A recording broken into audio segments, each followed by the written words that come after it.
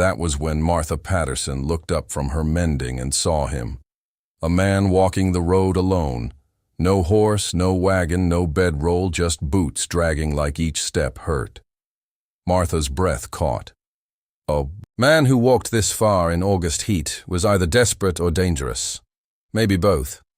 A thunder rolled across the land like a warning. She stood from her chair, one hand on the porch post, the other inches from the empty shotgun, leaning inside the door. It was just for courage. She prayed he wouldn't call her bluff. The man reached the old mosque gate but didn't touch it. He took off his hat, water dripping from the brim. "Ma'am," he said, voice rough as gravel. "Storm's coming hard. Mind if I waited out on your porch?"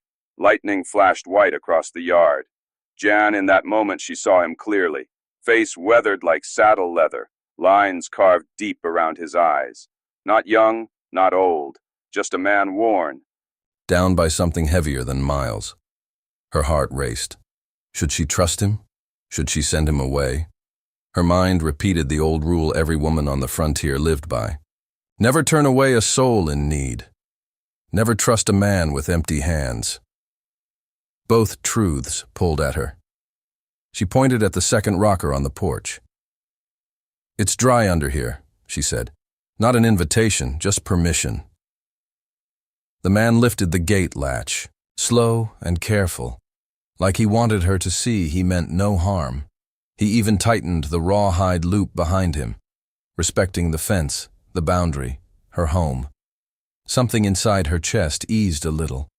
He crossed the yard like he was afraid to break something. He took the chair, sat gently, and let out a long breath, like he'd been carrying the whole world on his back. Then the storm hit. The rain slammed the tin roof so loud it rattled Martha's bones. Wind tore across the yard. Lightning flickered like the sky was ripping apart. The stranger just sat with his eyes closed, listening, hands resting calm on his scarred knuckles. He wasn't fidgeting, wasn't searching for things to steal, wasn't even watching her, just sitting still, quiet. For the first time in a long while, Martha didn't feel afraid. She felt something else, the strange safety of another person's presence. But then she saw the dark stain on his shirt sleeve. Blood. Her needle froze mid-air. The man was hurt. Before, she could ask. The rain softened into steady drips. The storm moved off toward the far hills. Martha kept working her mending, eyes flicking to the man's torn vest, and that stain no amount of dirt could explain. By dawn, the porch was empty. Her heart jumped. Had he stolen anything? Had he wandered off injured? Had she imagined the whole thing? Metal clanged outside, and she ran to the window, lifted the curtain, and froze. The stranger was shirtless, sweating in the morning cool. Her entire gait laid flat in the dirt. Samuel's old hammer and saw, tools she hadn't touched since her husband died, were spread neatly on the ground. He wasn't stealing. He wasn't snooping. He was fixing it. Her gait, the one she had wrestled with for 3 years, the one she'd never had the strength or courage to repair. She stepped onto the porch, a shotgun in hand, though it held no shells. "You got no right using those tools," she said. He didn't even look up. "Gate was poorly," he answered. "Figured to fix it." "I didn't. Ask you to fix nothing." "No, ma'am." He tested the leather strap between his fists, then started cutting new rawhide. "But debt's a debt.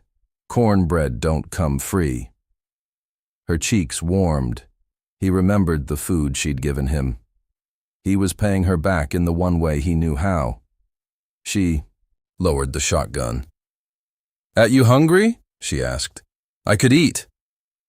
She went inside before he saw her smile, the first small one she'd felt in months. Inside the cabin, something else stopped her cold.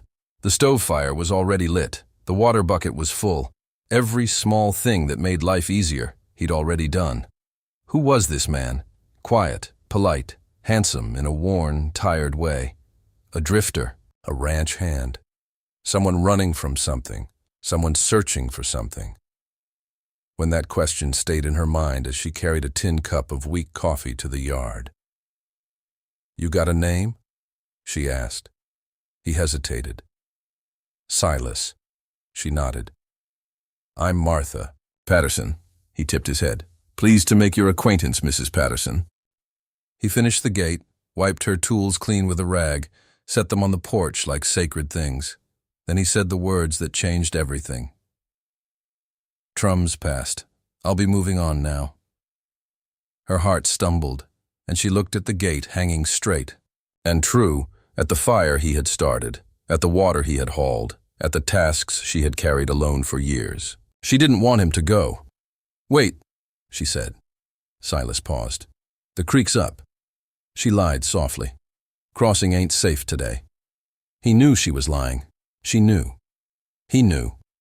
Still, he stayed, and when she offered him meals in exchange for fence work she hadn't been able to do alone, he accepted with a calm nod. Fair trade, he said, but not charity, not pity, a partnership.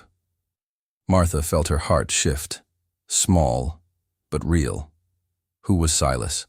Why had he come to her gate in a storm? Why did he feel like someone she could trust even when she didn't know him? At all.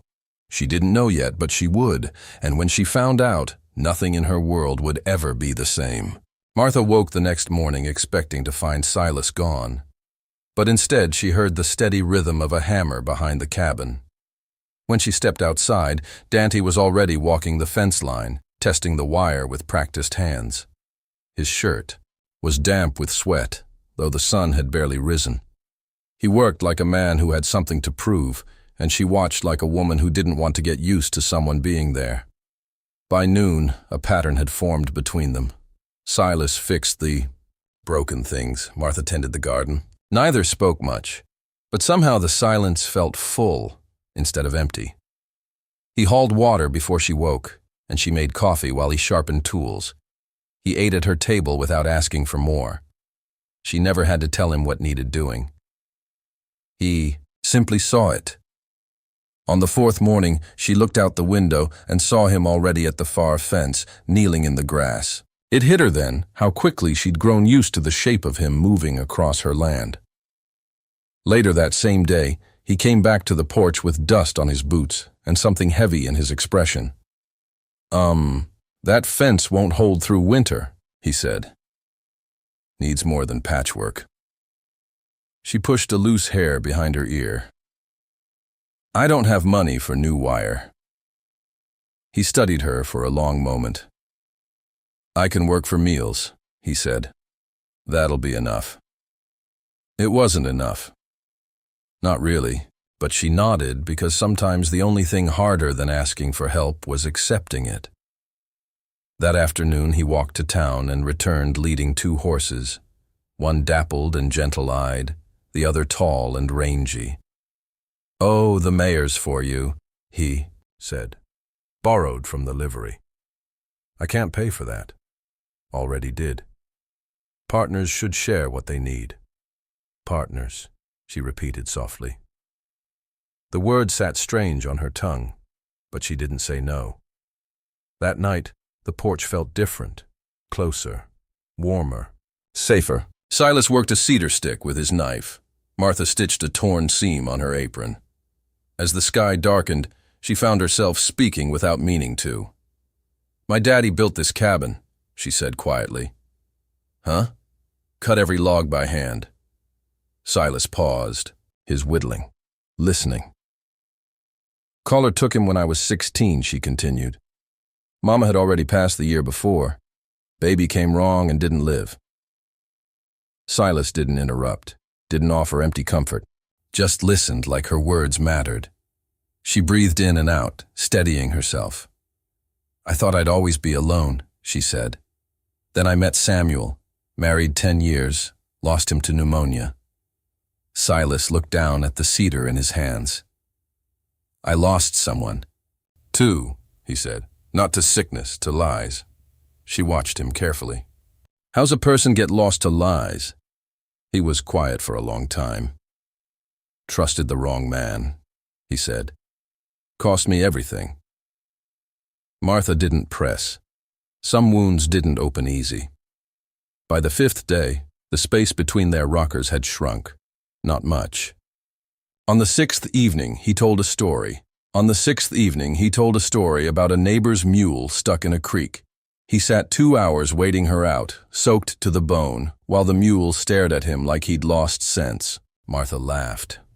Really laughed for the first time in years. It startled her. It startled him too. The next morning, and she found her mending basket filled with things of his, a torn shirt seam, socks with holes in the heels. He didn't ask her to fix them. He just left them there. She mended. He split enough kindling for 3 days. Neither spoke about it. They were becoming something like a team, though neither dared name it. But peace on the frontier never lasted long.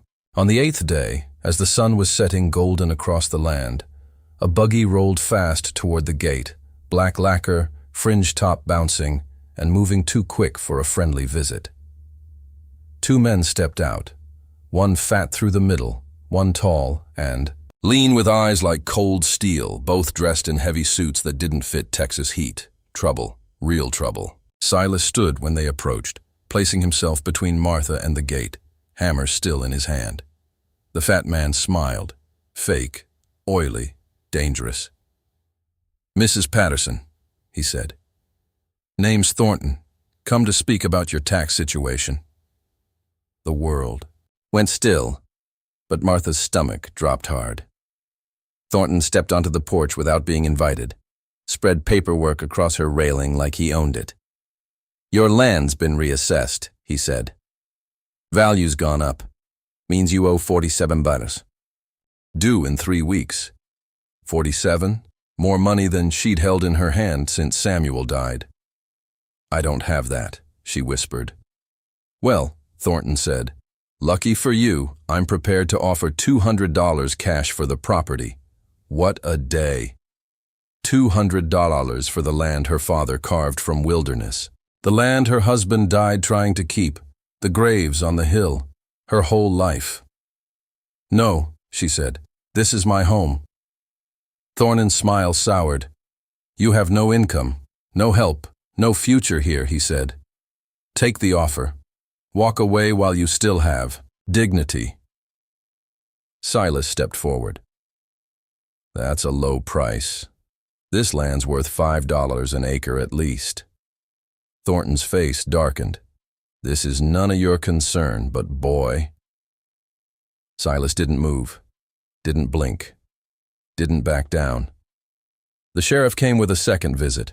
More papers, more threats, more humiliation. Martha signed what she had to sign, rage burning hot in her chest. When the buggy left, she stood shaking, gripping the porch rail so hard splinters bit her skin.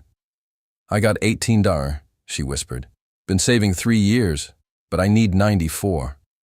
Silas looked at her, something fierce and hurting in his eyes. "Well, this ain't about taxes," he said quietly. "Someone wants your land." She sank to her rocker, shoulders trembling. "What am I going to do?" she whispered. Silas knelt in front of her, took one shaking hand in his. "You ain't alone," he said. And for the first time in a long time, she believed it. Martha didn't sleep that night. She lay awake on her rope bed, staring at the ceiling beams while the moon slid slowly across the window. Outside, Silas sat on the porch with his knees drawn up, lay watching the dark like he expected trouble to walk out of it. Everything felt fragile. Her home, her land, her own heart. At last she rose, opened the door, and stepped into the moonlight. "Can't sleep neither?" he asked without turning. "No," she sank into her rocker.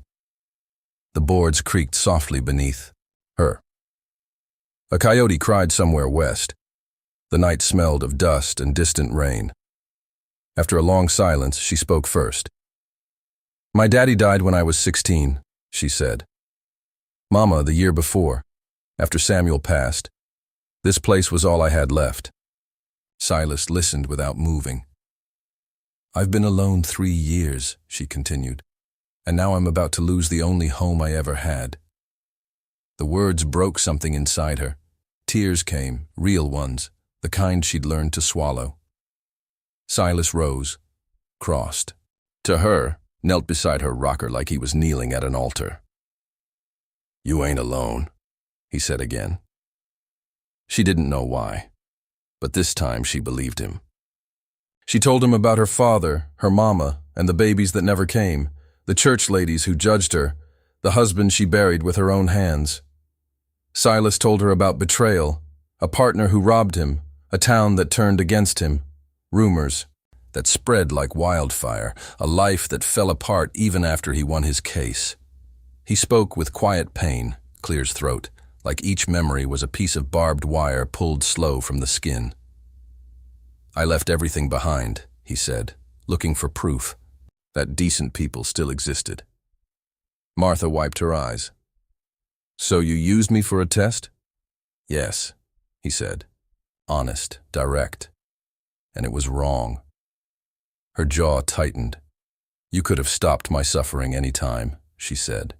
One word, but you didn't. I know, he whispered. And I'm sorry. But somehow his honesty softened the blow. Days passed. Silas stayed, worked the fence, hauled water, sat with her on the porch, fixed what she couldn't fix, listened when she talked, shared stories until the nights felt less empty. Then the second buggy arrived. Saturday morning, sheriff included. Martha stood barefoot in her garden, hands dirty, skirt tucked into her waistband. It was the worst possible moment to be seen, mud up to her knees, sweat clinging to her back, hair falling out of its braid. And that's exactly how Thornton saw her. A poor woman in the dirt. Sign the notice, the sheriff said. Acknowledge the debt. Her pride stung hard. But she signed. Not because she wanted to, because refusing would have dragged her to the courthouse like a criminal. When they left, Martha walked inside and scrubbed her hands raw. Mud came off. Shame did not.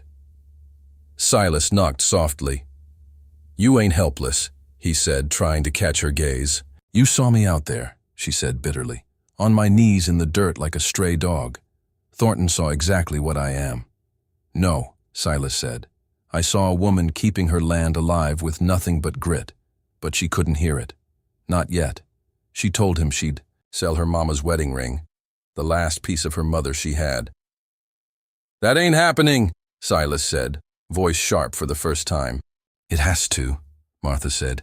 I need every dollar. You'll still be short. I know, she whispered. But at least I'll have tried. Silas turned away, hands shaking. I can fix this, he said, if you'll let me. As charity, she asked. Do no. As partners. 50-50. She stared at him a long time. Partners, she repeated. Yes, equal, always equal. She nodded once.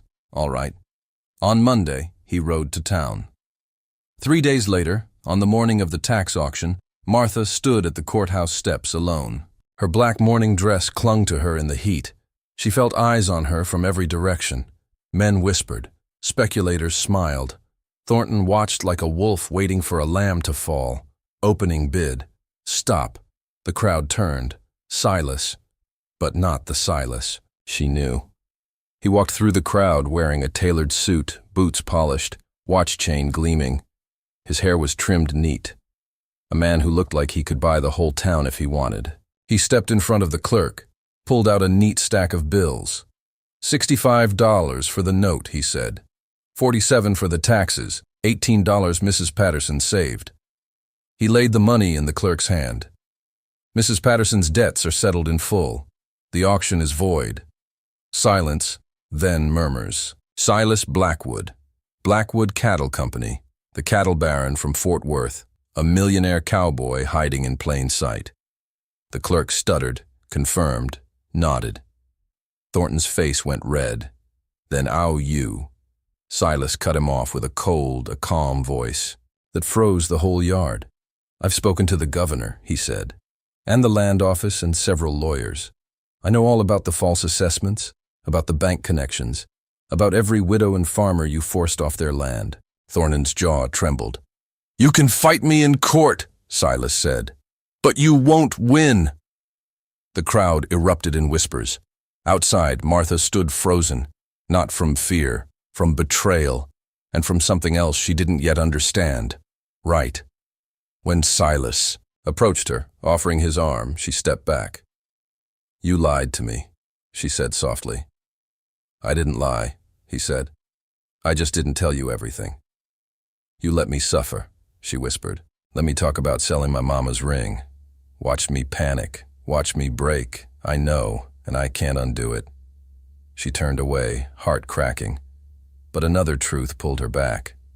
This man had saved her land, saved her home, stood up for her when no one else did.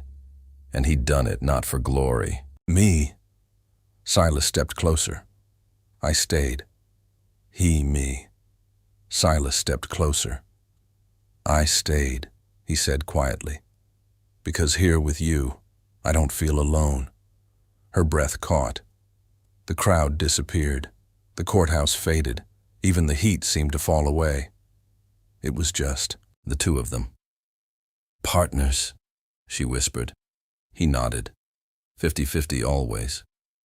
They rode back to the cabin together, side by side, equal. Yet, in the days that followed, Silas returned from Fort Worth with supplies, tools, lumber, seed, cattle plants, hope. He told her he'd sold his entire ranch. "Why?" she asked. "Because I want to build something better," he said. "With you." They walked the land together, marking where to plant trees for windbreaks, where to run new wire, where to build a barn, where a new house might someday stand. They stopped at her parents' graves. Martha knelt, touched the dirt, and whispered, "I'm not alone anymore." Silas stood behind her, head bowed. Back at the cabin, 2 rocking chairs sat on the porch. The space between them was gone now. They fit side by side like they'd always been waiting for 2 people brave enough to sit together. At sunrise, Martha reached over and took Silas's hand. He turned his palm up, laced their fingers, held tight. "We're going to build something good. Here," she said. "We are," he answered, and the wind moved across the land like a blessing.